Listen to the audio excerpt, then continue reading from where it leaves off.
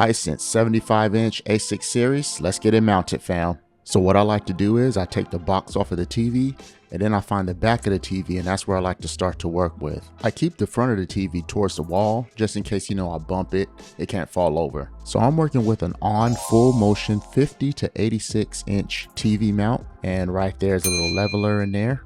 All right, now it's time to get to the fun part. So I gotta find the right screws, and I'm gonna be all the way real with y'all. This part is really annoying. Now some of y'all may think, man, this is really easy. You just gotta open the bag and find the right screws, but trust me, it is a pain in the seriously. All right, I got them up. Now I'm trying to get the little brackets on there.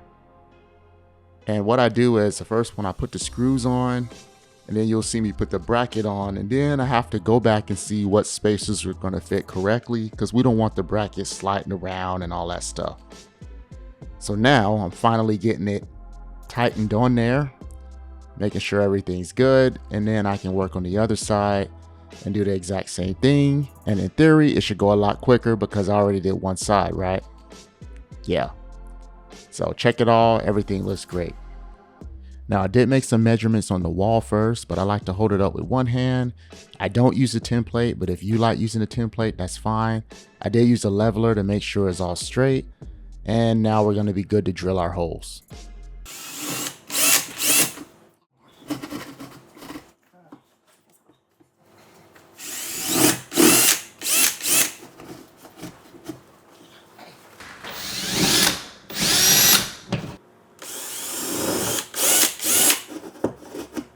So now I drill 1/4 inch holes because I'm using 1/4 inch toggle bolts, and sometimes the holes are still a little too small, so you have to re-drill just a little bit to get the holes a little bigger, so this way the toggle bolt can fit through the hole. All right, I really struggled to get that last one in the wall. I can't even front. I was struggling at this point, but I got it in the wall, fam. I got it. So now I'm making sure it's all nice and tight. This part isn't too bad. You just gotta break off the little tabs of the toggle bolts. Just watch your fingers so you won't get cut. But I promise it's not too bad. I use a screwdriver sometimes if the tips get a little sharp after I break them. So because I know that the holes are already straight, I can just hold it up with one hand again, and there's a leveler right there on the mount, so I can't go wrong. Gotta get my screws in. This part is annoying too. I ain't even gonna front on that either. It's pretty annoying, but once you have it up, see with 2 screws, it held itself up already.